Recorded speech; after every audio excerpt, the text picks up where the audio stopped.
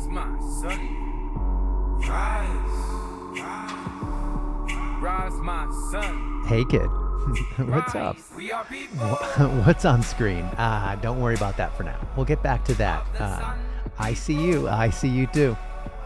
And we're not talking about, we're not talking about money right now, but we might be talking about a certain type of power. Episode 2, kid, on whatever we're calling this. I believe we're tentatively calling this The Sun is Meant to Rise. What kind of sun? The sun will rise again. Hey. Or the sun will rise again. It's the same thing. Damn it. Jesus. Hey, guys. What's up, kid? Hey. Y'all having fun Easter? Yeah. Is that your Jesus impression? Yeah, he's a regular guy. He's me. Giggity. He's all of us. Wink, wink. Hey, kid. Hey, what's up? Y'all having fun? Easter Sunday, 9:37 a.m. Yeah, sure. Yeah. April 5th, 2026. Yeah. What's new? Nah, nothing. Just hanging out. Hanging around. Oh, good. This is blasphemous. I believe what I'm about to say is going to be massively blasphemous for a lot of people. So put on your tinfoil caps, kids. Episode 2 is going to take us into another dimension of understanding and conceptualization of what it means to believe. Not saying, just saying. See you in a bit, kid. Okay, you got it. Have fun. Oh, yeah, the Eye of Providence. We'll get to that in a second. We're going to leave that there for a moment. In episode 1, the sun is meant to rise. We kind of laid out a little something about believing in, I called it bullshit. Yeah, don't put a Z there. I'm not. X plus Y equals Z. Sorry, Shutterstock. I'm borrowing this for a moment. In mathematics, it's a very simple way to equate. It's a fundamental algebraic expression representing a sum where x and y are variables or constants added together to equal a total, a z. Simple, right? Yeah, pretty simple. X plus y equals z. Oh, shit, we lost it. Where is it? Right here. I don't like how that... it's this one.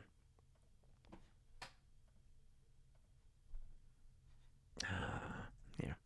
The reason why I like this representation here is because it mirrors the pyramid that we have drawn in, I believe it was the which series did we do? I don't remember. The interview, where we kind of go into the idea of NRG, energy. Everything's energy, kid. It is. And there's energy from the sun. Then there's the sun. Hey, kids. Hey, what's up? We'll be back to you. Okay, see you later. Bye. Okay. I'll be hanging around. Yes, you will.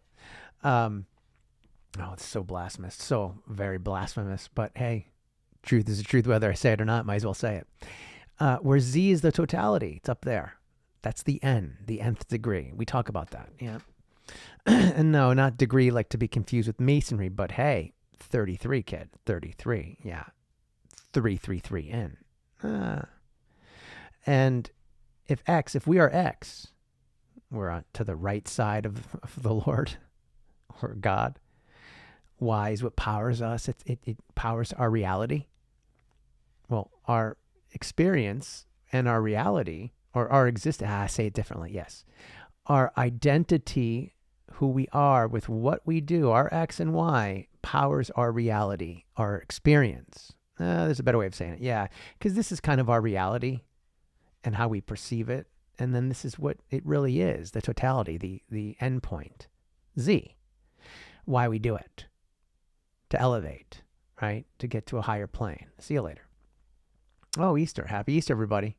Hope the kids are having fun with the chocolate eggs and all that stuff. Blah, blah, blah. I'm not going to say that Easter bastardized Christianity and the actual Easter, but I could put a blank space there. You could put Christmas there if you want. Or Eid. What? You'll see where I'm getting to in a second. Wow, this is really going to be blasphemous. It is. But it's also going to be true. Well, 444 in. You put the truth there, but I'm going to unify. In physics, we're going to go to physics. We are. physicians talk about the theory of everything. And Soulcialism, S-O-U-L, not Mondami. Not at all, kid. But we're not going to need you for this episode. Oh, okay. Love you guys. Happy Easter. Thanks, MAGA guy. Happy Easter to you, too. Where's your girl? Oh, she's out. She went for a walk. Okay, good for her. You don't like walking? No, not at all. Oh, MAGA guy. That's okay. But almost lost my train of thought here. Let me chew it back into your mind, but I don't want to mama bird it to you. Oh, kid, very weak. We're going to do the unifying, that's it, theory of everything when it comes to, well, not religion, but on the meta. Because physicians, those who practice physics, really love, they just want to figure everything out. They want to know it all. They want to know it literally on the lit. How does everything work? And, all this bullshit, but without putting a Z there, I'm going to leave a blank space. Some things truly are not meant to be known 555 in until the end. Then you'll see it for yourself. C squared or SEE? Well, it depends where you are in the process and whether or not you end up Zing it. You get to the totality, the end point, where it'll all be revealed to you that this is all a game. We're playing a game. Not to be confused with a simulation, which isn't a computer, but if the universe were a biological computer, there's a better way of saying it. There is.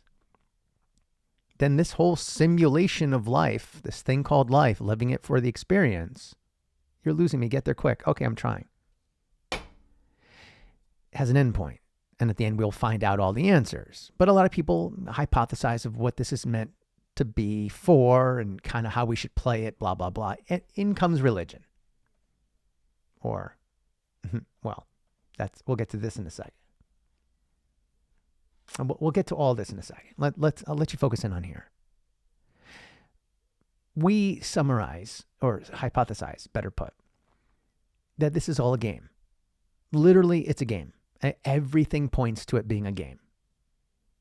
On the meta, it's an allegory, because the game's got to be interesting. It can't be just chess, because that's kind of boring. If it's always in your head and you're stuck in strategy and all this bullshit, you got to make it fun. It's got to be an allegory to it, a story. And even though history repeats itself constantly, it's the same formula over and over and over again. The game has only so many levels, and there's only so many ways to throw shit at you for you to, okay, you're losing me even more and probably the audience. I'll get to that in a second. The allegory, the embellishment you put on top of the equation, or the formula, is what makes it fun and interesting. Because at the end, you're the one that's watching this game from your point of view. But you're in the game, folks, from the outside looking in. Instead of playing the game looking at a television or a monitor or whatever, you're inside of that looking outward. So you could say that this is Big Brother watching you, and maybe Big Brother is watching you, right? Or maybe you're just the Big Brother on the outside looking in and watching your avatar play this game. Who knows? But some people believe, are we some people? We might be, that they know how to play this game, why the game exists, and what our role is in it. Whatever. That's where religion comes into play. To give you something to focus in on while you're playing the game. To give you a reason to keep playing the game, to be, when you're losing at the game. Oh my God, speaking of losing. Okay, I'll get this all. I'll circle the wagons in a second. A lot of people believe a lot of shit that they can't prove. And in episode 1, we talked about reasons for why people try to make others believe, right? The reason could be to make your life easier, or 909 in, to make your life something else. And something else could be benefit to someone else. In other words, to control you. And I'm not going to shit on religion. I think you kind of have already. But if religion is supposed to be a guidebook, a manual to how to play the game, then it should be a cheat code of sorts to allow you to play the game without impediments, right? I guess. What do you mean by I guess? It seems like religion has become, prophetized, and it's become a power struggle. It's become a way, say it simple, to control. where it should allow you to control this game and your experience in it. There's a better way of saying it. Is there? Yeah, freedom. Allow you to be free within the game.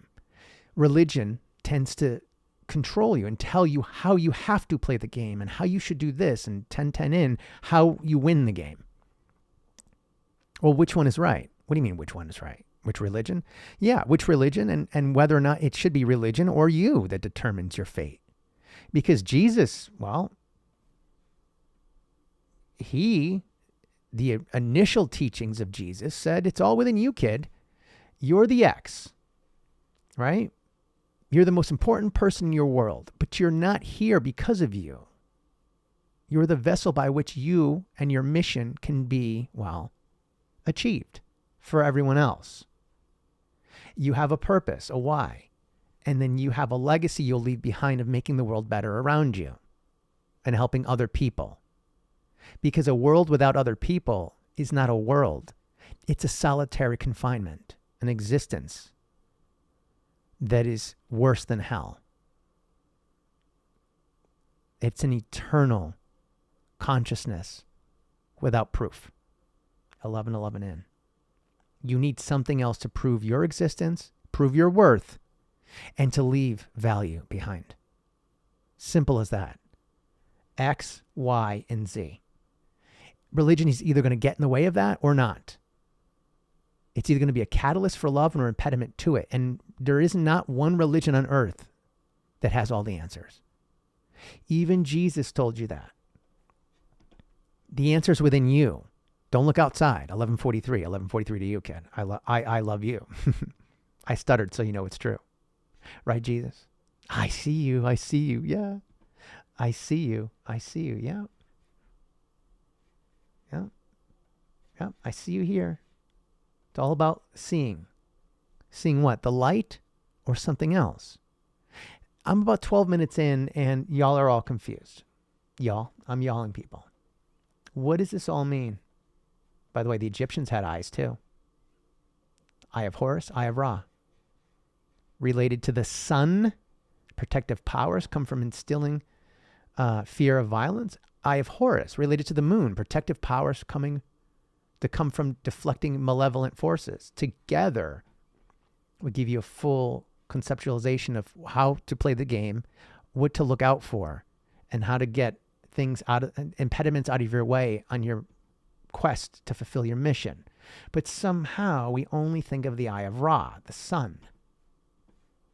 The sun? Hey, kids. Hey. Sorry, other sun.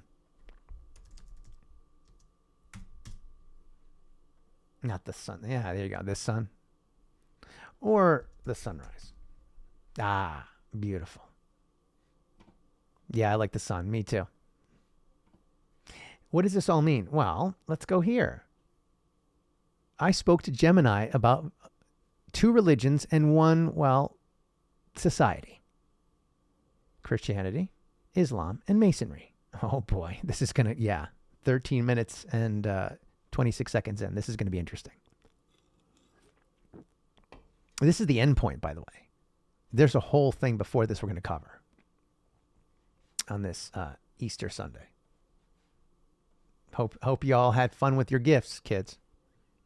Do y'all know what Easter's really all about? No, you will.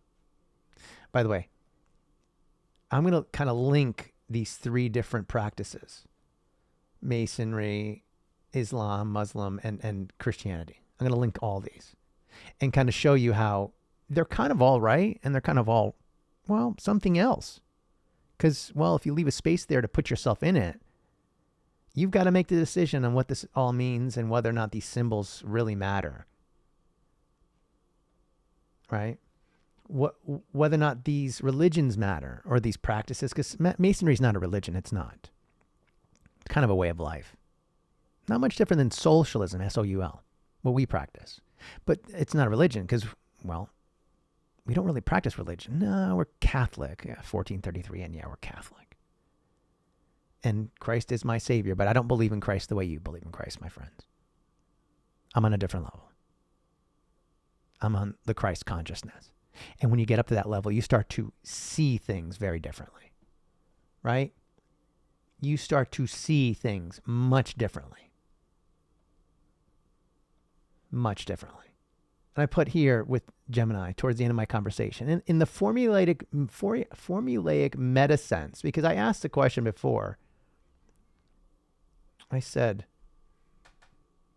briefly, can you tell me which faith does Masonry better align with, Muslim or Christian? And it kind of does not officially align with one faith. It's not what I meant. I meant it's probably like we're being detectives here. And it kind of went through this whole thing, blah, blah. I'm like, okay, wait. Let me rephrase the question. Strictly on the meta level, in a formulaic sense, do Masonic teachings parallel or echo Muslim teachings or Christian? And it says in a purely formulaic and meta level, lit meta. Remember, we're taking this to a higher plane of consciousness. Masonry leans more towards Islamic structure. It's true, kids. It's true. It's real. Despite using Christian imagery. It's kind of a mishmash of the two in some sense. There's one of the things I remember hearing for the first time that kind of puzzled me when I walked into a Masonic temple. Because it's well known, there's an altar, there's a table at the center of the whole room. And it has usually, at the very least, one book, if not multiple. It's usually a Bible, but sometimes there's the Torah, the Quran. Any religious book that the brothers feel needs to be on that table is on that table. Because it is a-religious or it's irreligious? Yeah, I guess. It doesn't matter what religion you just have to believe in a higher faith, a higher power, a grand architect of sorts. The embellishment that you want to add on top of that formula, go nuts. You want to be part of Islam? You want to be Jewish? You want to be Buddhist? You want to be what? Do you believe in a higher power? That there is a mathematical formula to all of this. There is a grand structure. And someone set that shit up. When you break it down to its formula, X plus Y equals Z, whatever you put on top of that is the embellishment. That's religion. Go nuts. And a bunch of us practice religion. Some of us are just Masons, whatever. But the formula, the structure is this. That's not what Masonry teaches. I know, but it's what I teach in Soulcialism. It's the structure for all this other stuff. Right? And essentially, what you put on top of that is up to you. Go nuts. How you flavor the food is up to you. Right? Oh, don't go there. If this is like the protein, carbs, and fats, God, whatever. We know that's what it's composed of. This is the basic structure. What you put on top of that is up to you. We good? Oh, and a purely formulaic and meta level, that's what it told me. While the flavor, there's the flavor of Masonry in the West, the engine that powers it, mirrors Islamic approach to faith in three distinct ways. A bunch of people's heads are exploding right now. I've never looked at it that way. Exactly. Islam built on Tawhid, the absolute invisible oneness of God. Masonry requires belief in a single great architect or a grand architect. It minuses specific sectarian definitions like the Trinity to focus on a singular universal creator. At the end, there's only one.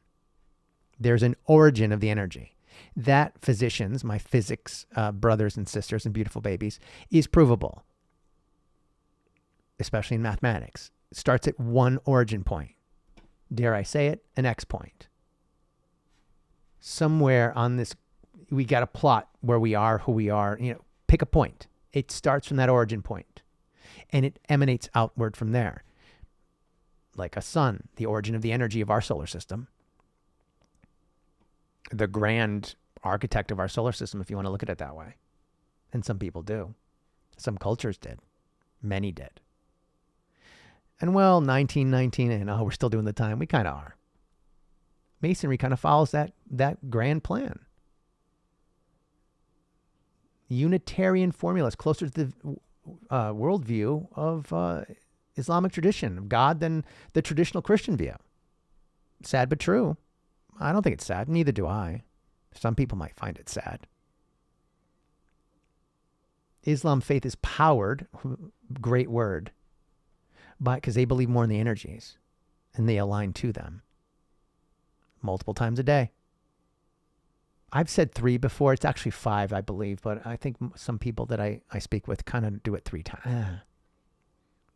You are judged by your conduct and adherence to law. The law is always the troublesome part, right? My Sharia friends, that's the problem. That's the control factor. That becomes problematic in any religion. The laws or the commandments. God's going to give you commandments 2020 in, really? Must do it this way? Huh? Someone taught me that I just have to look within myself and I could find the answers and kind of, the golden rule, something like that. I mean, it should be just one rule, right? Why is there a bunch of laws? The core work of a Mason is to square his actions and improve himself. Square your actions and circumscribe your passions. And remember the mission. Remember the mission and your work for the grand architect. You're doing the work down here, as above, so below. It focuses on moral self-perception through human effort. The conflict. This creates a meta clash with Christianity. Of course it does, because you're going to find out in a second. All you got to do is believe, kids. 21:12 in. All you got to do is believe. That's it. Just believe whatever we tell you. And you're good. You're in. Keep doing what you're doing. And make sure you contribute the check to the church. Oh, now you're shitting on Christianity. Well, I'm sure there's the same thing. Sending your check to the synagogue or to the temple or the mosque. It's the same shit. You're sending your check to the fucking Grand Lodge of the Masons as well. Your dues, which I haven't paid in years. So officially I got kicked out of the Masons. Yeah, good, whatever. I still learned what I learned and I know what I know. You can never unteach me that. You can never unraise me, folks. Ever. 2009. Which teaches the human effort is useless for salvation and only grace, something you didn't earn, you were just given. How easy is this? All you got to do is believe, right, Paul? Just believe. Just listen to this shit. Listen to what we're telling you. Believe. You're in. Simple. You're forgiven. And by the way, you're imperfect. You're never going to be perfect. He was perfect. Hey kids, hey, what's up? He was perfect, but I kind of wasn't. Okay, sorry. And what? Nothing. But because he's perfect and he did it for you, you owe him. And keep doing what you're doing. Keep working. Wink, wink. In another life, you'll understand what we mean. You'll see it all for yourself. By the way, keep making money. What? This is the control factor in Christianity. Paul knew that. He knew how to brand it. The veiled tradition, the delivery. Islam, high emphasis on the adab, refined manners. What? Kind of like, the golden rule, Be polite. Always be polite, kids. That's essentially what any great religion you could summarize. Hey, kids, always be polite. Treat others how you want to be treated. Simple as that. There's no need for laws or rules. That's all you need to know. Be able to put yourself at their X, if possible. Because they're never literally going to be at your X. They're never going to see your point of view. But you get pretty damn close to theirs. And always take that into consideration, your motivations, your passions, and everything you're doing, because you're doing it for them, literally, not for yourself. That's how this works. The Trinity is not God, the Holy Spirit. And, it's X, Y, and Z is the Trinity. And we're trying to achieve a higher level consciousness, a higher level existence by the work we do down here on earth. Who we are with what we do and the legacy we leave behind for others. Simple. You don't need a million fucking rules, kids. You don't need laws. Laws are for cities and towns and countries. So don't say it. So that rich people could live above them and remind you that you have to live below them. I digress. Please die quicker. What? Nothing. Sorry, kid. Oh, okay. Let me know when you need me. Hi. I need you always. Hi. Well done, kids. Thank you. This is so blasphemous. It is. But true. Well, I'll leave a blank space there. Masonry defines as a system of morality veiled. The sarcasm here is poignant. Yeah. But true. Boys. Sorry. A system of morality veiled in allegory. Lots of allegory. Because this shit's kind of boring, right? I mean, math. Oh, where's the word problem? I mean, come on. Who wants to play Pong all the time? I want a quest. I want a princess. I want to get into the end zone. Yeah, this Pong shit. Does anyone get what I'm saying? No? Okay. Move on. I will. Inner spiritual disciple, the Sufism, where the truth is revealed in stages to those who are prepared. You'll see it eventually, kids. You'll see it eventually. Eventually, you'll see it. But until then, keep toiling. Both systems share a formula of progressive initiation and disciplined behavior. Initiation. You have to kind of earn your way in, but you're going to get in. But, we got to want to walk you through some shit so you can understand how this works. Here's a summary table. Are you ready? View of God, a singular architect. Islam, singular, Allah. Christianity, there's a triune, or a tribune, I guess, a trinity. God, Jesus, and the Holy Spirit, right? Primary goal. We got a team to help you. Okay. Yeah, okay, shh, okay. Sorry. That's not how I said it. I know. That's how Paul said it. Oh, Paul. That Paul guy. I tried to appear before him, but he ignored me. Yeah, I know. He won't ignore me, though. Which Paul are you talking to? I don't know. You'll see it one day. You too will see it, too. What? Nothing. Moral perfection. Kind of, the judgment of your actions is moral perfection, is it not? How you conducted yourself. That's what that is. As the police, yeah. Because if not, the police are going to come and get you. Submission to law. Which is kind of a very, big brother way of saying it. Relationship, grace, yay. Just believe. Just be good. Don't worry about all the other details. We'll fill them in for you. Oh no, you can't have a direct connect. Hey guys, hey. The priest will take care of that. The worshipful master will take care of that. Yeah, right? Path to the light, earned through degrees, earned through deeds. Yeah, interesting. Gifted, faith. I just believe and we'll give it all to you. No strings attached. Remember, folks, when something's free, then you're the product. Right, Paul? You're the product. In a formulaic sense, Masonry is legalistic, like Islam or Judaism, whereas Christianity is relational. You'll understand that in a moment. Would you like to? No. By the way, this medical disclaimer is ridiculous. What? Go away. If you had to summarize Christianity, Islam, and Masonry in 3 separate equations, each based on X plus Y equals Z, how would you do that? Briefly, of course. Thanks. Always be polite, kids. In a formulaic meta sense, take it to the meta level. In other words, remember lit, what it is. Meta, what it means to me or to others. And then lit meta. It is what it is and always will be. Simple? Ding. Thanks, kids. Here's how 3 systems calculate the path of the divine. Christianity, grace. What are you, Mike Tyson's? Don't say it that way. You kick my ass. Grace plus faith equals salvation. Simple as that. Take God's gift, believe in God because he gave you a gift. And now, because you're imperfect, you'll never be perfect, and you're born sinful and imperfect. You can only be perfect through salvation. There's nothing you can do down here in these 2 variables.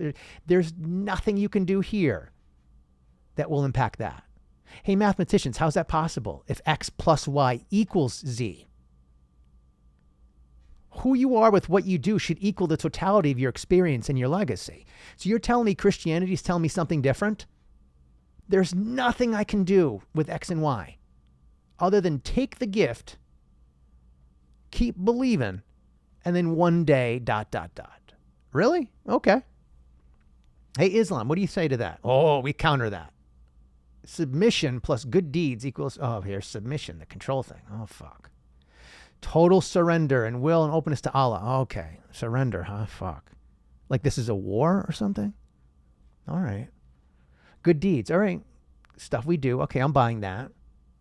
So you are what you are. Surrender. You could never improve the X. You could never change the X. It is what it is forever. Just submit to it.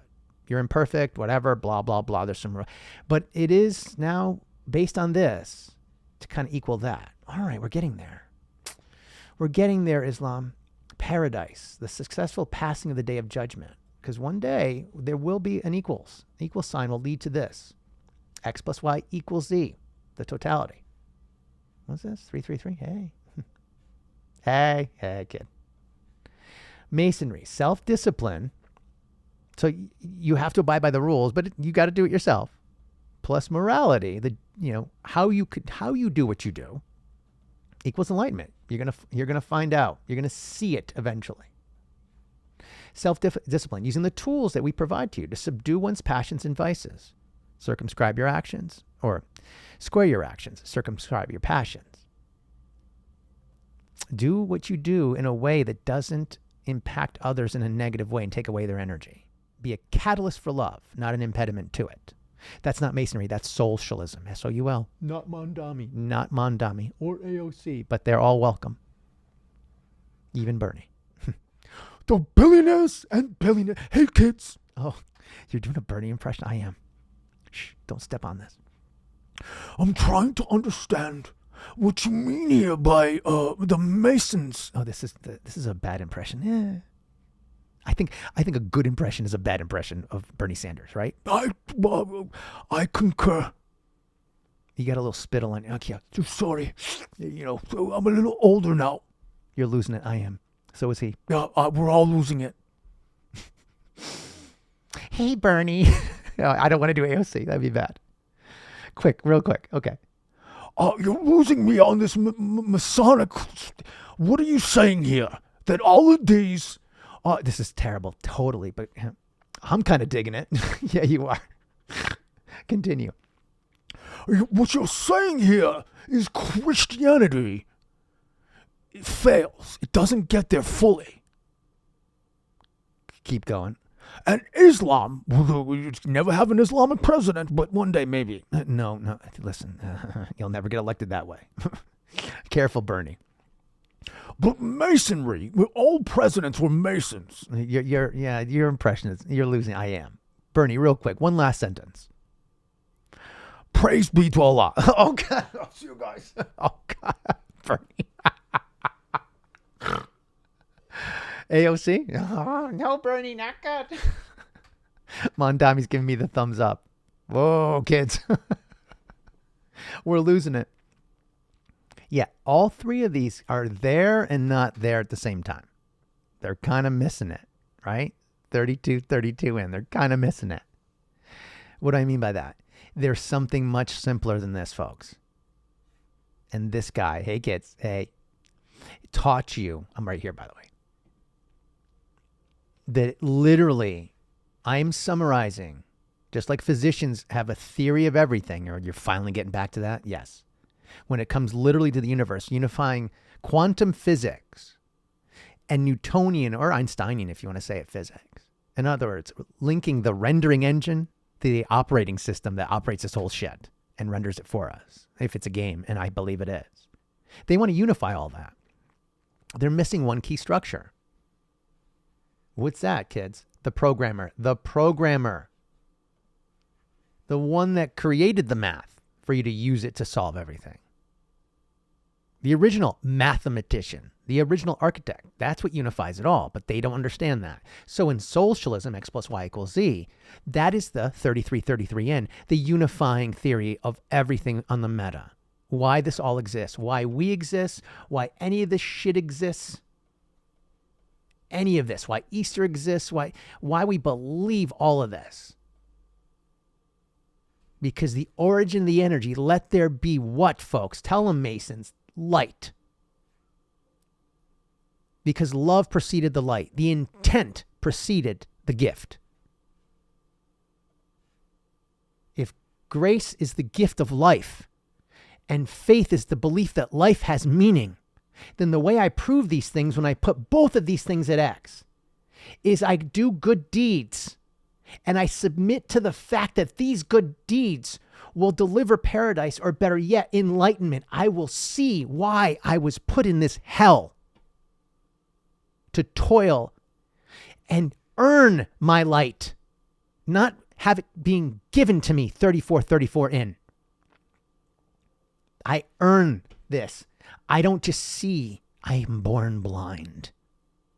And I must earn that light. Right, kids? You're nailing it. Thanks, kid. Oh, kid, I told you. So let's go to the beginning here.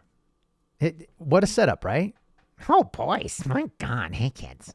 Hey, real quick. You are nailing it. Hey, ad lady. Hey, Jesus. Hey, JC. What's up? I got to go in a second. Bye, bye, bye.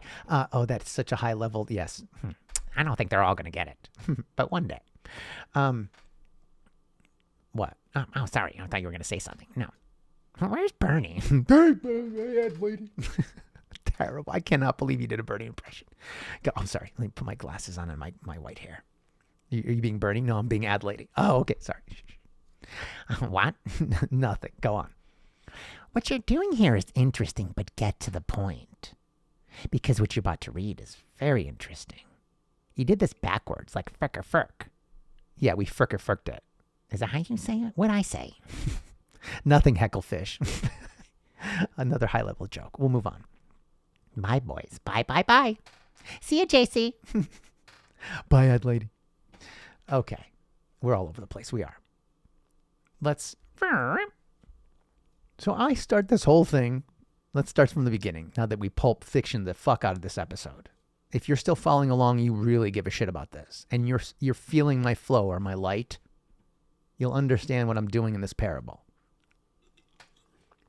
Even if I don't fully understand it, you will. Because much like Muhammad, not equating, never would. I think I'm connected to a little something something. And later in my life did I awaken to the light and understand my purpose here. You're kind of equating, I'm not. We all have a purpose and we awake to it eventually, if we ever do. I'm finding my purpose. Here goes.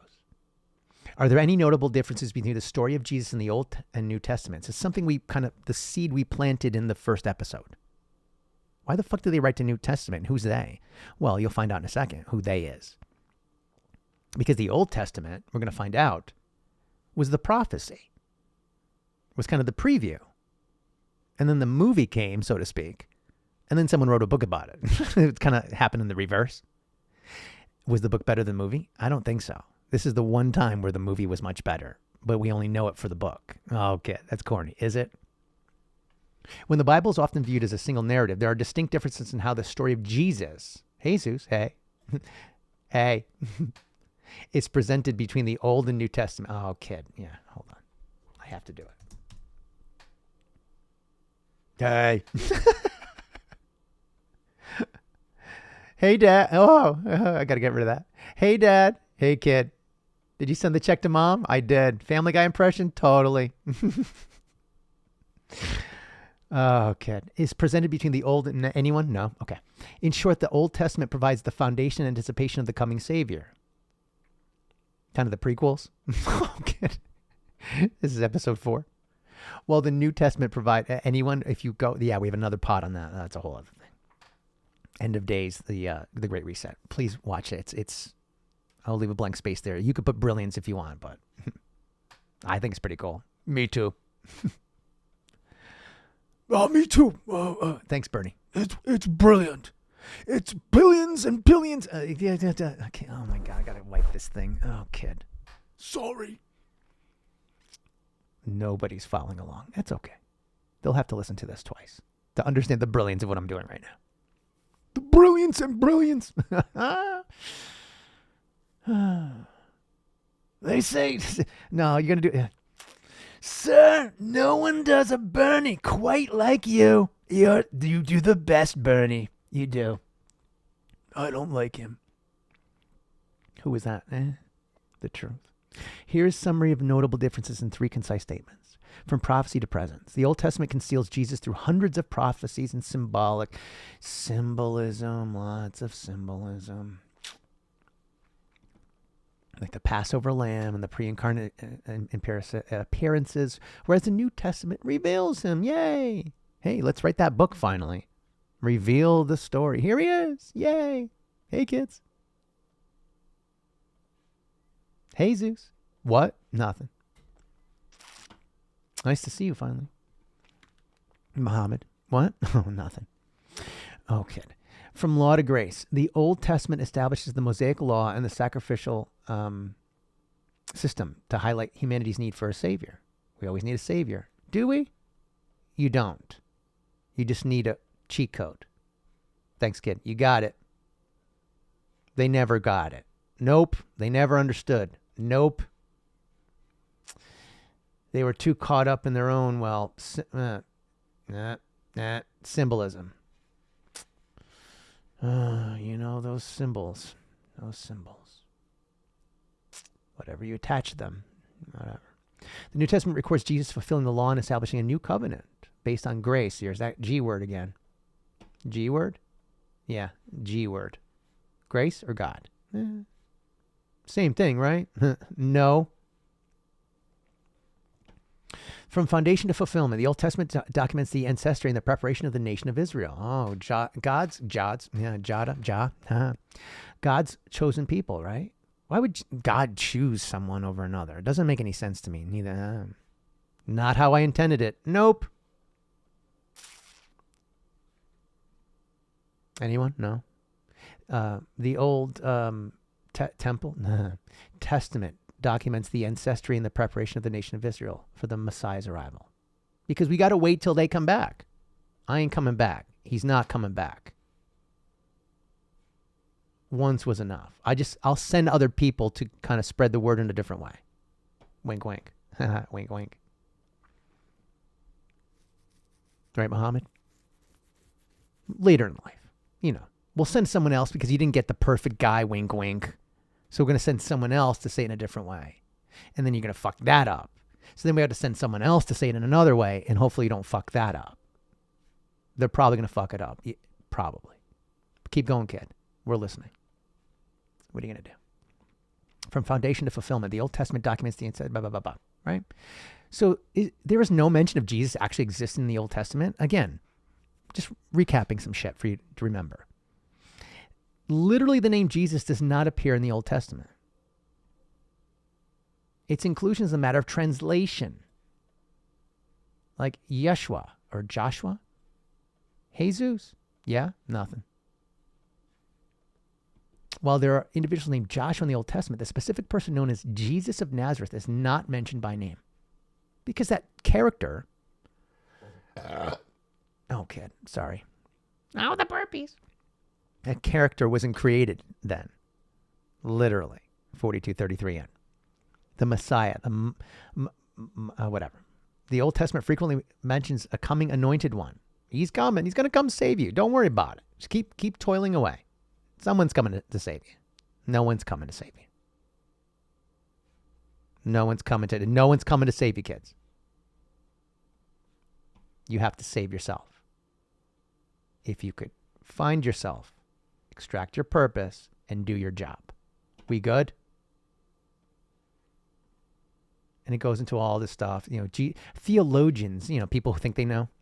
Jesus was physically present in the Old Testament through Christophanies. Whatever. Please describe the three most prominent ones as briefly possible. Because it says, do you want a list of his appearances? His cameos? Oh, God. The burning bush and, Moses. I am. Your father? Literally. This is where, George Lucas got it, most likely. I am your father. Folks, I'm telling you. Go watch that other series. The End of Days, the Great Reset, where I talk about, I morph Star Wars, how it comes from the New Testament, seriously, and part of the Old Testament as well. The commander of the Lord's army to Joshua, the fourth man in the fiery furnace. I'm like, show me that. Okay. It's like a boy band. It's fucking in sync. Here's JC. Bye, bye, bye. Oh my God, that's clever. Bye, bye. I mean, seriously, what the fuck are we talking about here? They're all like, God, this is so blasphemous. I told you it was going to be blasphemous. I told you. This is all nonsense. I'm sorry. No, don't say it that way. This is all embellishment. X plus Y equals Z, folks. It's Pong, but you can't play Pong. You gotta up your game. When was the Old Testament written? I don't know, roughly 1400 BC to 400 BC. A long fucking time ago in a galaxy far, far away. There's early books, middle periods, blah, blah, blah. The last books of Hebrew canon, such as Ezra, Nehemiah, and Malachi. Malacca? Oh, that's a whole other thing. Careful. Right, Greeks? Were completed after the Jews returned from exile. Evolution of oral tradition. Again, folks, books, words, symbols that you, essentially, what words are, symbols that you trap energy in for further extraction in the future, to remember and to recount, is a newer thing in history. And not everyone kind of abided by this. The most powerful symbols on Earth, X, Y, and Z, if you ask me. And one day someone will.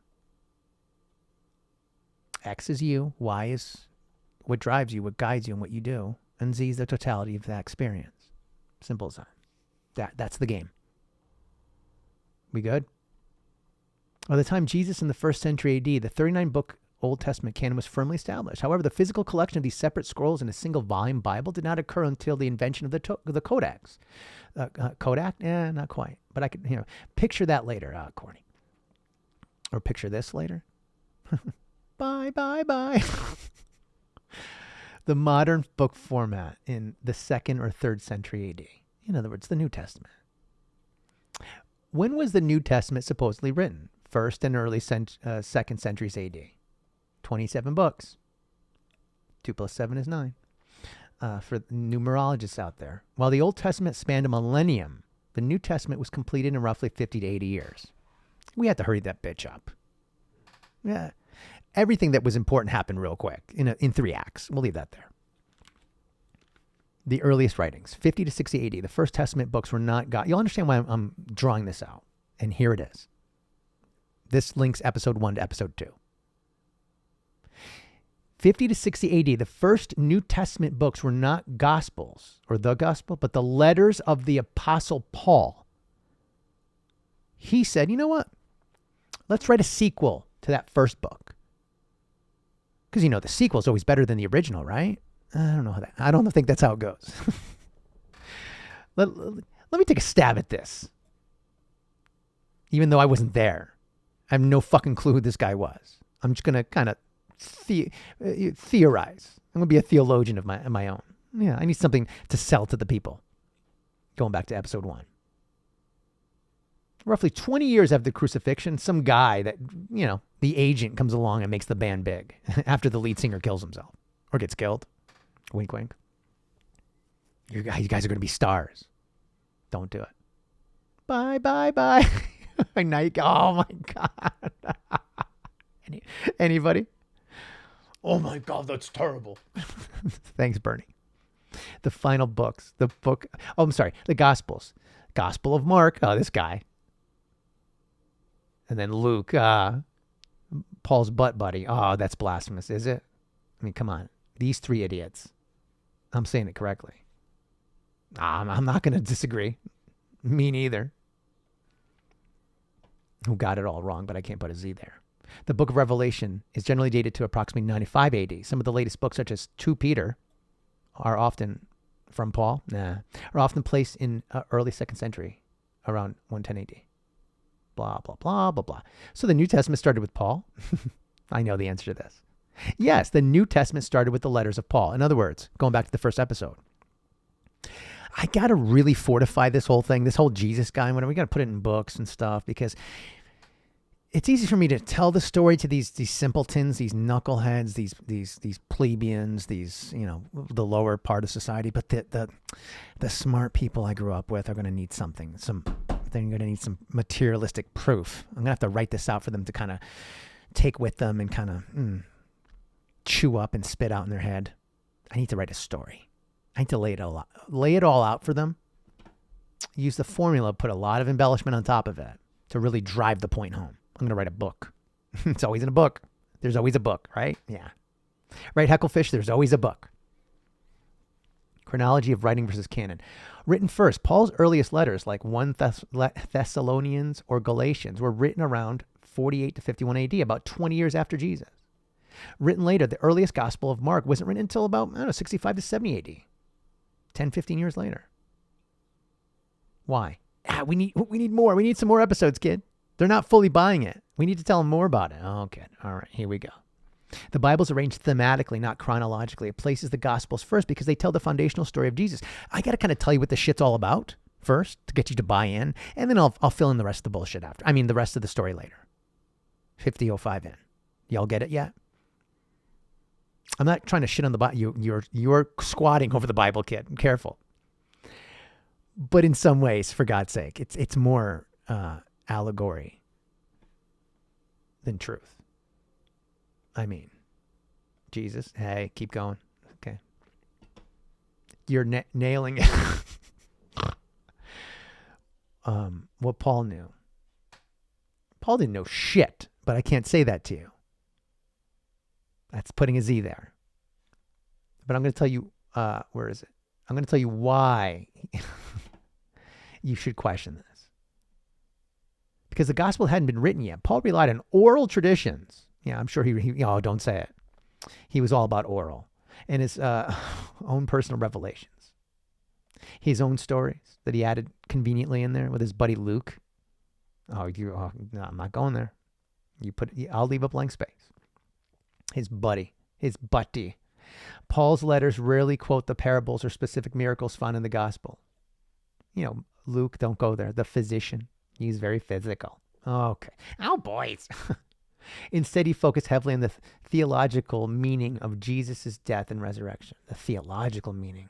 Got to take it to another level. Confuse him a little bit. The silent gap. For the first few decades after Jesus, there were no written gospels. People just told the story as we know them. The early church functioned entirely on verbal accounts from eyewitnesses, people that actually were there. But Paul, he wrote letters. Yeah, letters. He took the symbols and he wrote some books, some words. We're the first successful attempt to put this new faith into a permanent written record that could be shared with the world, literally. We're going to write the account. We're going to write his story.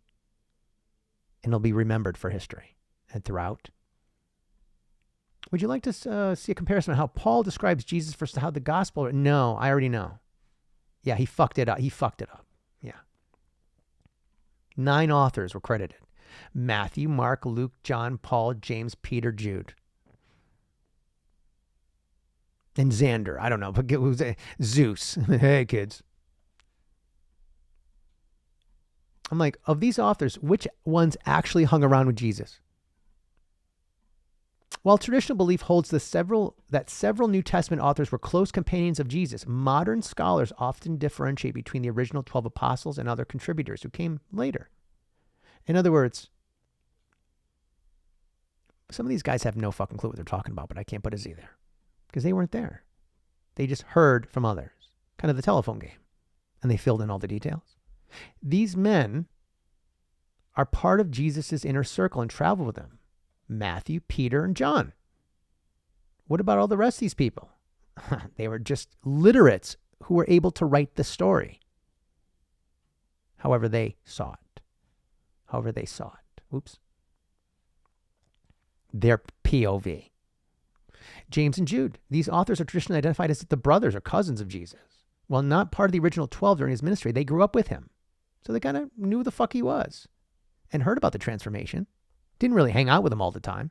Weren't involved in all the shit. They lived to tell the story, though. Literally.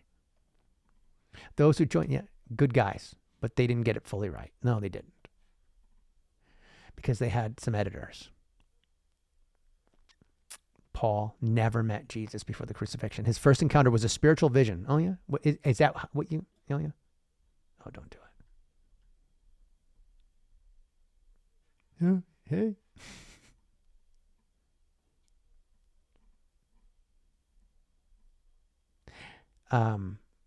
Luke, a physician. Yeah, he's very physical.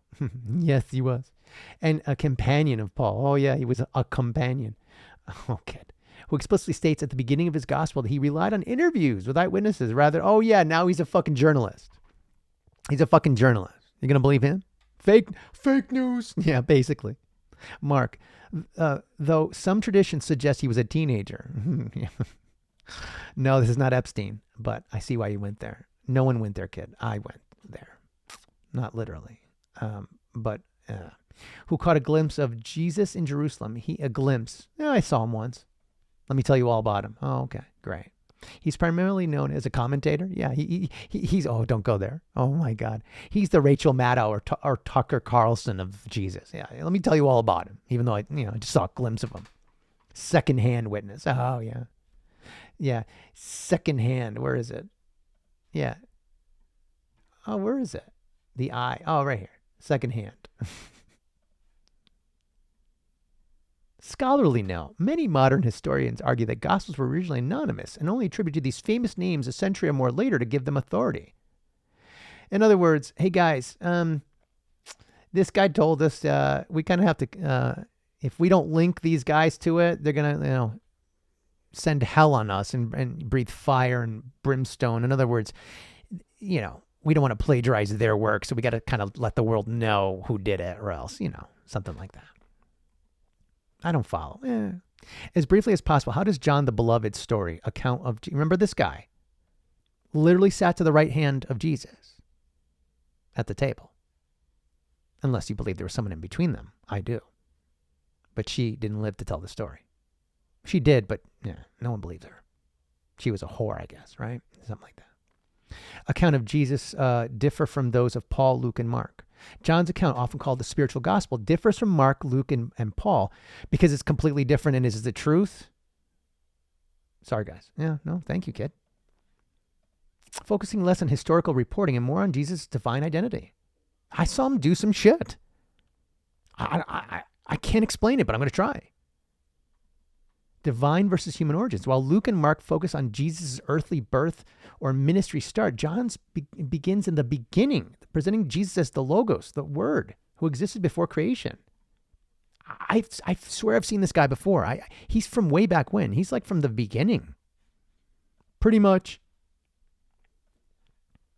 He's like the A if you start everything at A to Z. I mean, he's A. You'll understand what that means in a second.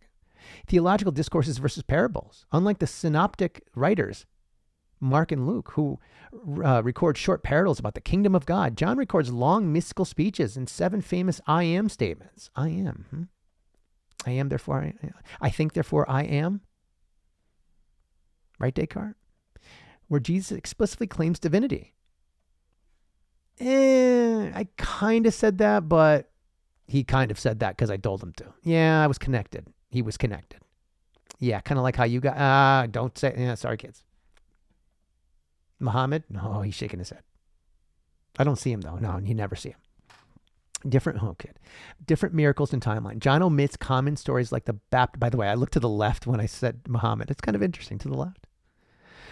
Like the baptism and exorcisms. Instead of highlighting unique signs, attend to the signs, kids. Like turning water into wine and the raising of Lazarus. His timeline also spans 3 years, mentioning 3 Passovers, whereas the others focus on a single year of ministry. Focus on love, the eternal, the original energy, love. Let there be light. God is love. That's the origin of all energy. That's the gravity that holds it all together. And light is the, what word do you want to put there? The manifestation of love. God's manifestation of love is light. Literally given of himself for our own life. Because light, literally from the sun, brings life. God is giving of themselves for us to exist and to see ourselves in the world around us through his light and love. Paul's law and grace. The fucking laws. There was never any laws, literally. I know. While Paul's letters are heavily structured around legal and theological arguments regarding, there was just love, kid. Love and light leads to, but it shouldn't be this. It should be the X, the cup. They didn't get it. I'm tingling. I know I'm getting a message. They didn't get it, kids. God's love and his light allows you to elevate, but it shouldn't be the cross. Stop remembering this. Go back to the cup, shaped like an X. That's what I was, and forever shall be.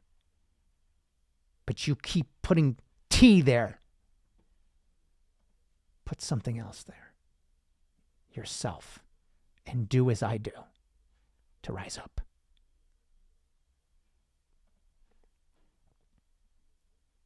Sorry.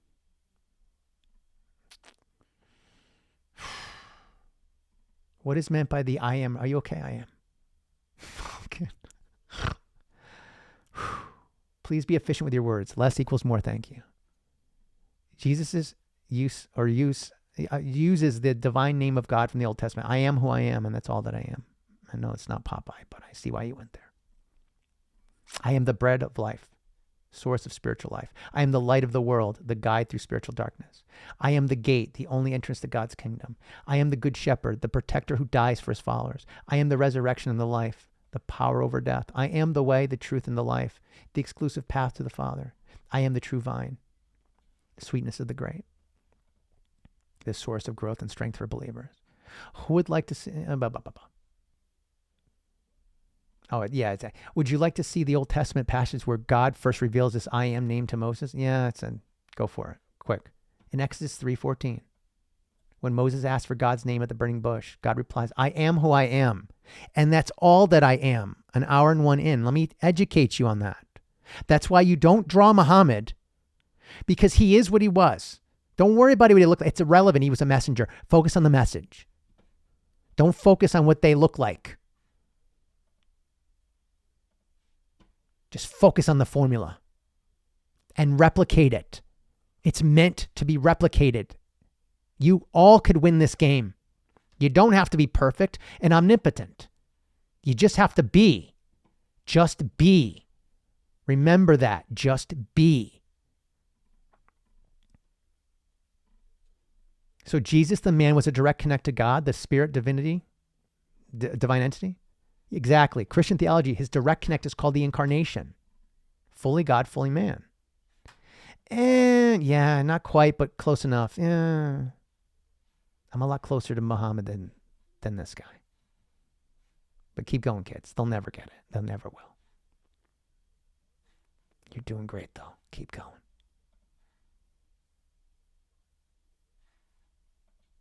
I know. Yeah, thanks.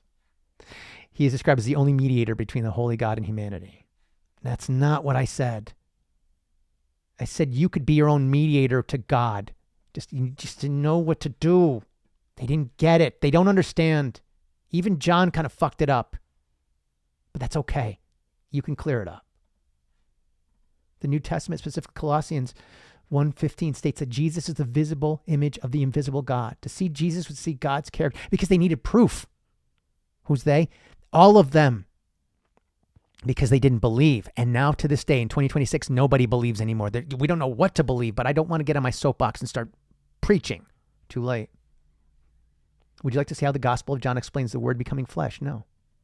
Is there proof of a man named Jesus in the Quran? Uh-oh.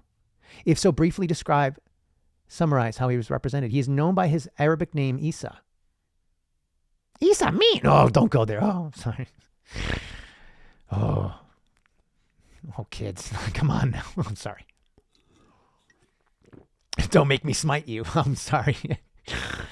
He is mentioned by name 25 times. More frequently than the Prophet Muhammad. Go figure. Muhammad, is that true? He's nodding, yeah. A mighty prophet. Miraculous origins.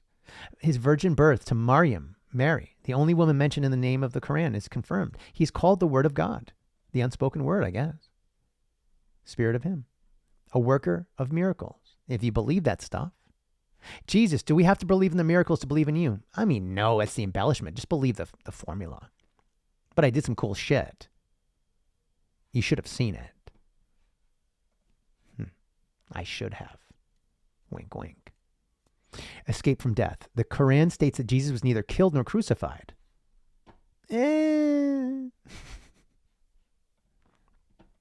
Instead, it appeared so to onlookers while God raised him alive to the heavens. I don't know. Future return. Like the New Testament, Islamic tradition, the Hadith, holds that he will return to earth before the day of judgment to defeat the Antichrist, the Dajjal. You kid. Don't do it. I want to do an impression there so bad. Oh, you guys are anti-septic. You're cleaning everyone. You're cleaning everyone's clock, but keep going. Who is that? Don't worry about it. Would you like to know more about the specific miracles of Jesus that are found in the Quran? No.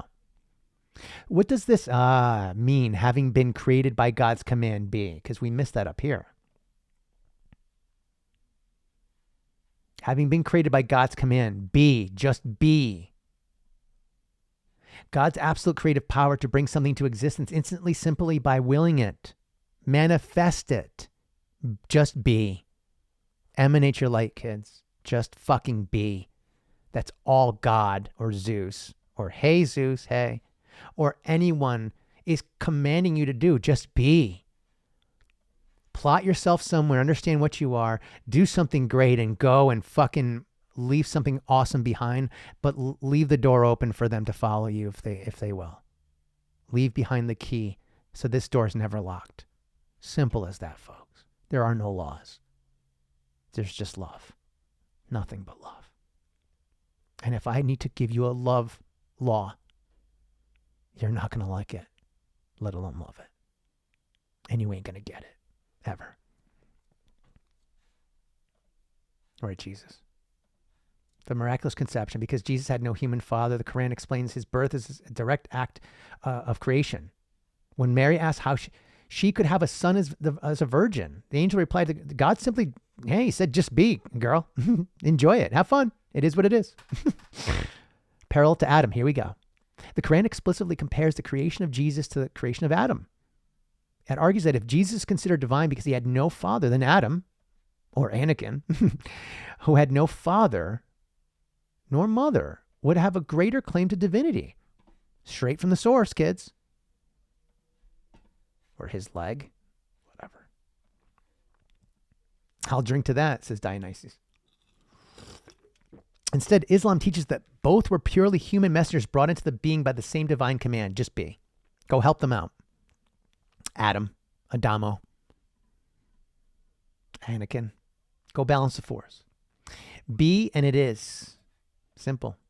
Don't overcomplicate it. Why are we talking so much about the Quran? Because it's important. And I know, if we took all of this into consideration, all of it, we'd have a better understanding of how to figure it all out.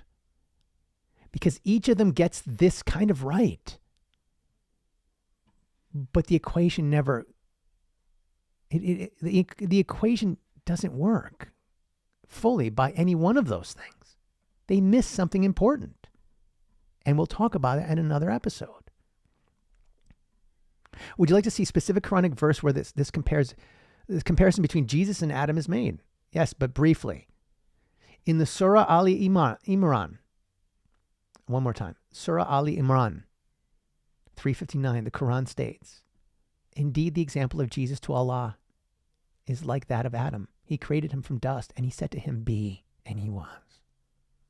This verse is used to explain that Jesus' fatherless birth was no more difficult for God than the creation of the first man, Adam, who had neither father nor mother. In as few words as possible, what is the main difference of what powers the Muslim faith versus that of Christians? Because everyone loves to say that they're right and that the others are wrong. But how do you know that they're wrong if you don't fully understand what they're saying? Because it sounds a lot like what you're saying, just slightly different. It's y plus x equals z or something, you know what I mean? Islam powers faith through submission to God's absolute oneness, the Tawhid, and following his laws, there's that again, guidance as revealed in the Quran to earn paradise. We talked about that before. Christianity powers faith through relationship with Jesus Christ as the divine Son of God, relying on his sacrifice, grace, rather than human effort for salvation. You get it for free. You become the product, remember. Just keep doing what you're doing. Don't fight back. Please elaborate on this statement, relying on his sacrifice, grace, rather than human effort for salvation, because the Masons say something different, and this is not jiving. The equation's not working. I'm plotting down the Z doesn't work. Something's off. In Christianity, this concept is known as sola gratia, grace alone. Just accept the gift. Don't question it. listen to what we say. This is your words. It is my words. Yeah, it's kind of my words too.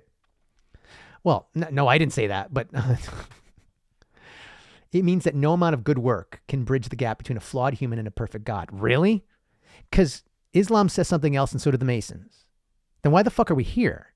Just to not only listen to what you tell me, but to listen to what you do and just kind of toil and go nuts here in hell and just wait for the door to open up and get the key to heaven? Is that what this is?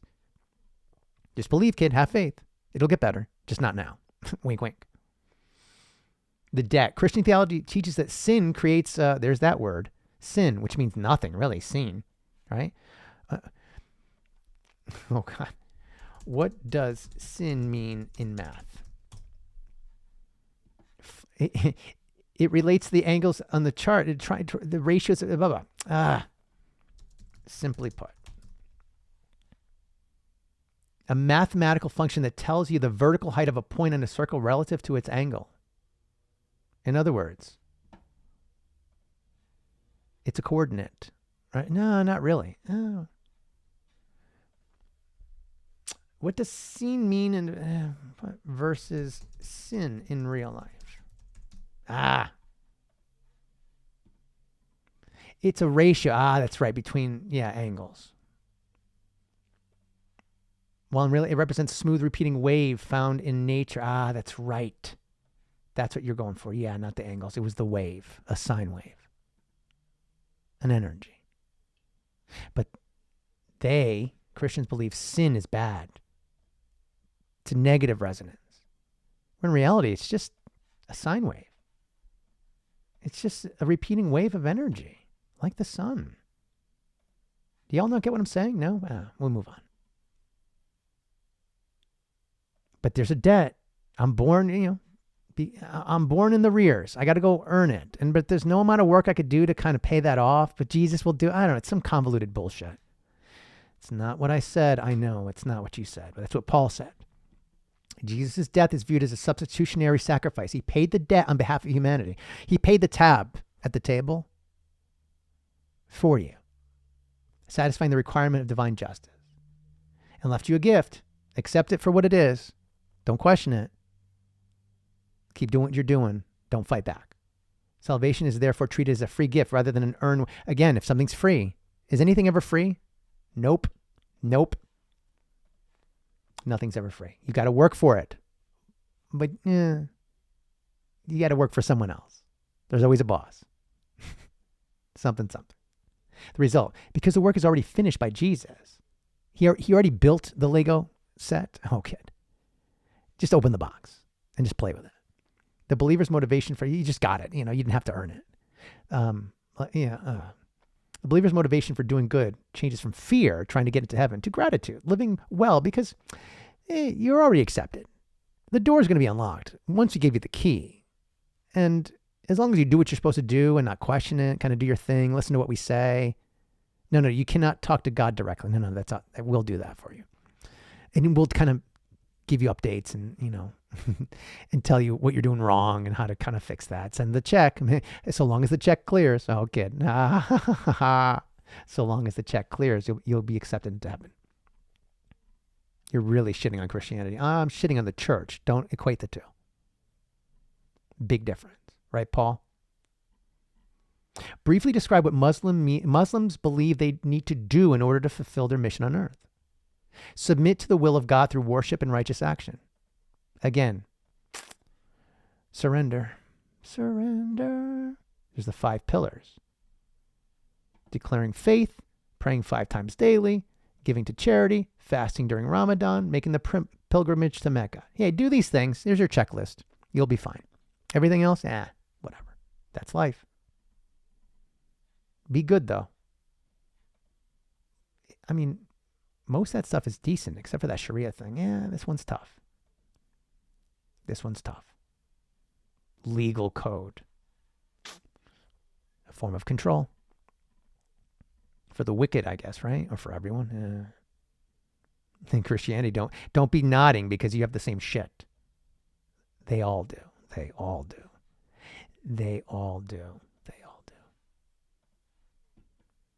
Living with the awareness that every action is recorded for the day of judgment. There's a penultimate moment where we're going to call your tab. And we're going to see whether or not it's been covered or not. In other words, what did you do while you were down there? What was your work? In this totality, what's your legacy you're leaving behind?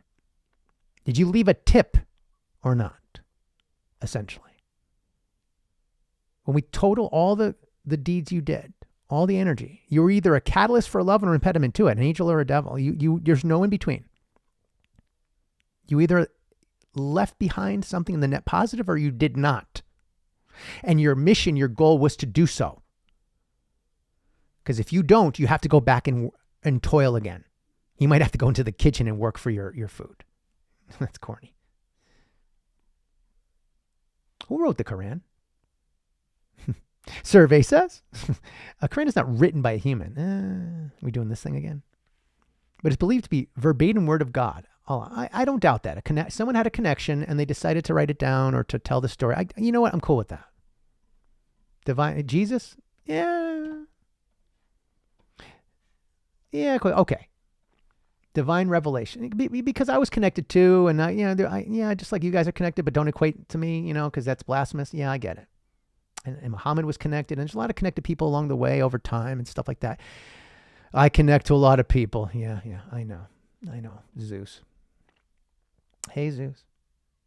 Recording the message. Because Muhammad was traditionally considered illiterate, he did not write the verses himself. Instead, he dictated them to a group of trusted scribes. Okay. Makes sense.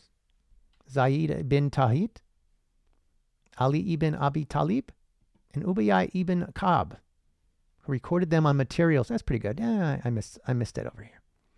Like parchment, leather, and palm leaf. Okay, pretty cool. Compilation to a book. Did we write a book? We did.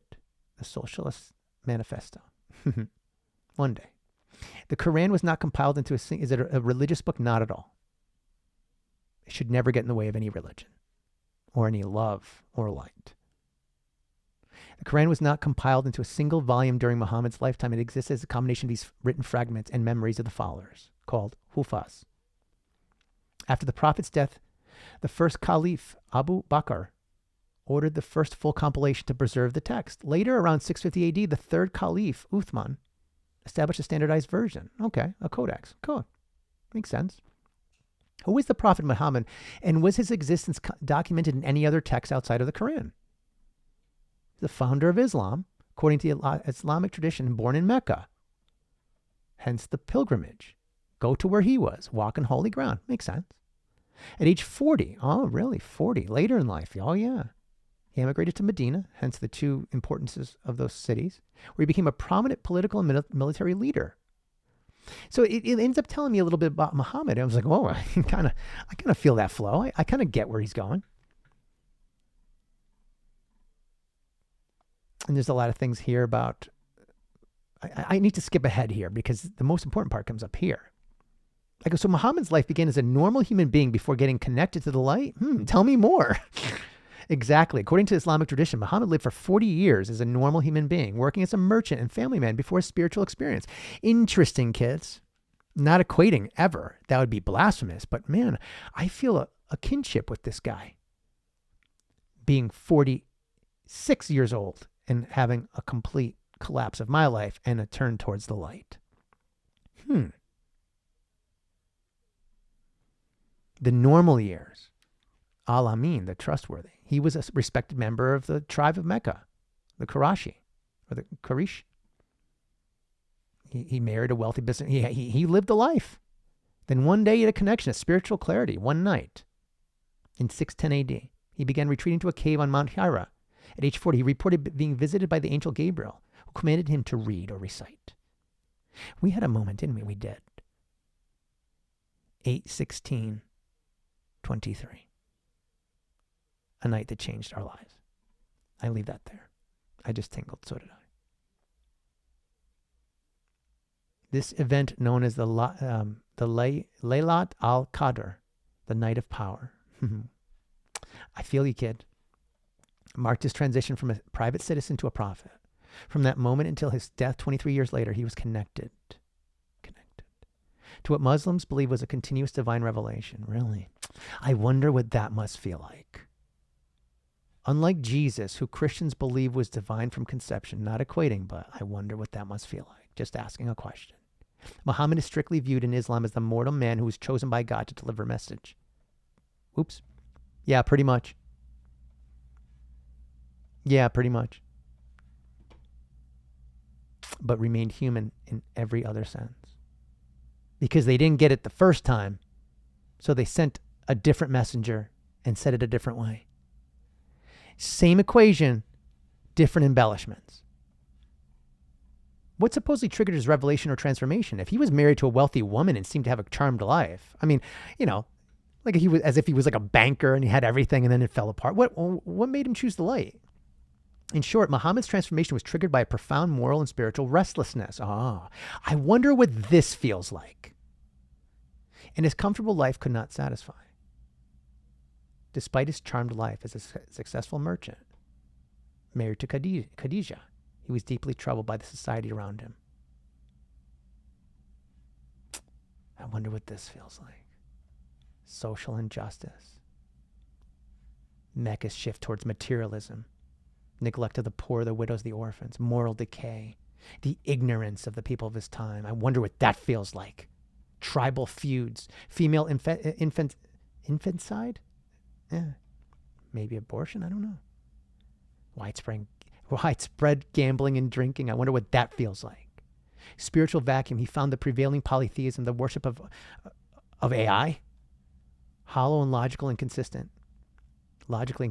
He felt a deep pull towards a single absolute creator. I wonder what that feels like.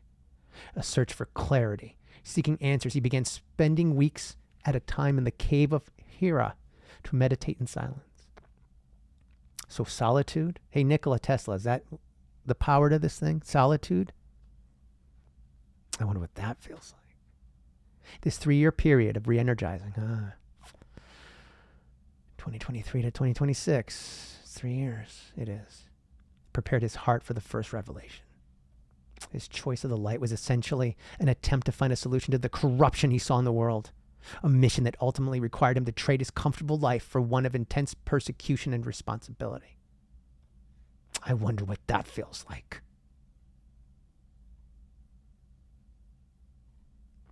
Do I want to know the initial reaction of his wife? No, I know what that feels like. I'd rather not. I'll divorce myself from that thought. What was his most famous quote? He doesn't have one, but he talks about on intentions, on brotherhood, on character, on equality, on self-control. Actions are judged by intention, so each man will have what he each man will have what he intended. You get what you deserve, kids, and you get what you give. Better put. None of you believes until he loves for his brother what he loves for himself. You got to share the love, kid, or else it's not love. It's just not love. Love is forgiving. It's meant to be shared. The best among you are those who have the best manners and character. Always be polite, kids. An Arab has no superiority. Listen to this, Islam. And my Christian brothers and sisters and beautiful babies. An Arab has no superiority over a non-Arab, nor a non-Arab has any superiority over an Arab. Also, a white has no superiority over black or not black. We're equal, motherfuckers. Once we get past the equal sign to Z, we're all the same. We should be all on this bridge together. On self-control. The strong person is not the one who can wrestle someone else down. It's not peace through strength. It's strength from peace. The strong person is the one who can control himself when he is angry. Nailed it. His last words in his deathbed, "O Allah, the highest companion." Can you please summarize each of those statements in one word each? Intent. What powers your intentions? Like, what powers you? Empathy. What guides you? Virtue. What are you? Quality.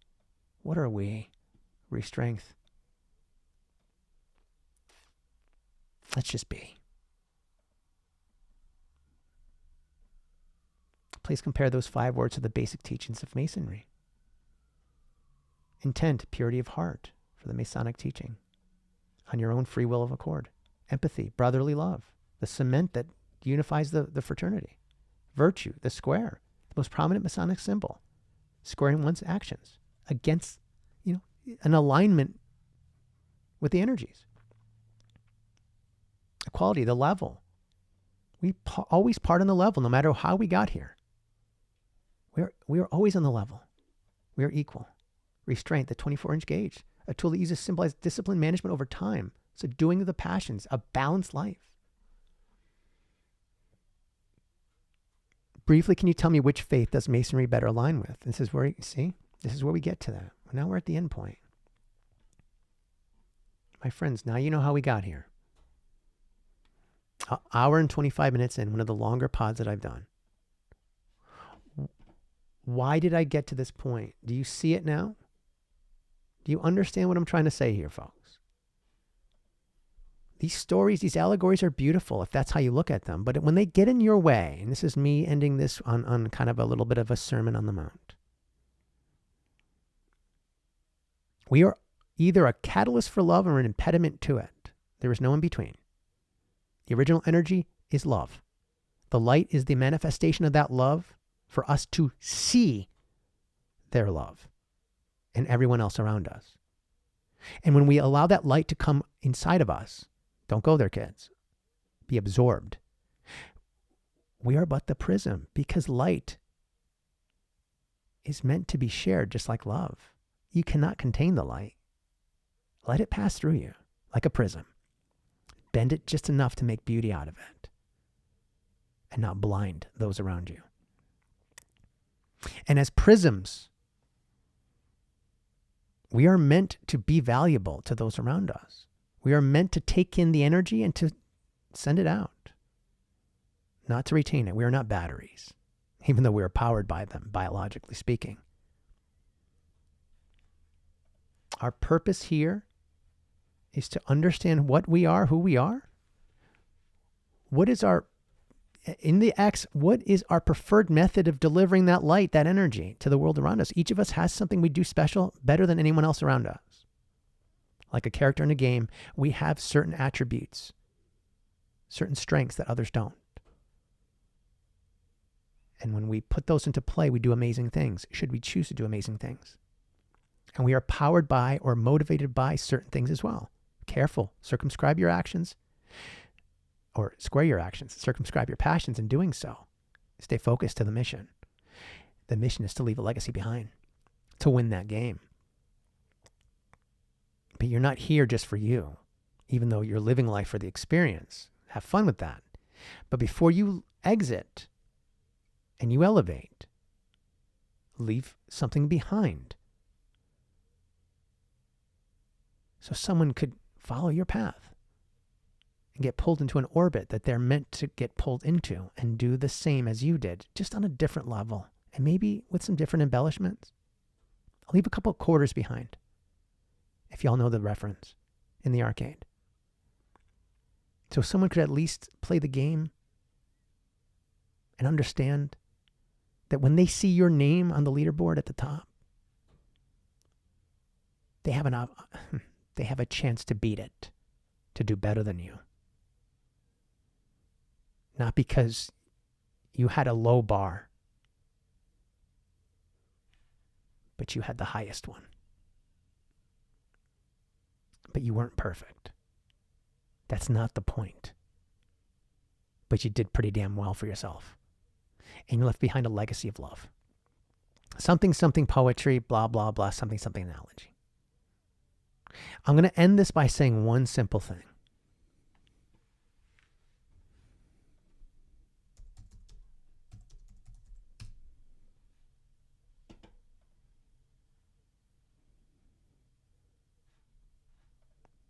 God is love.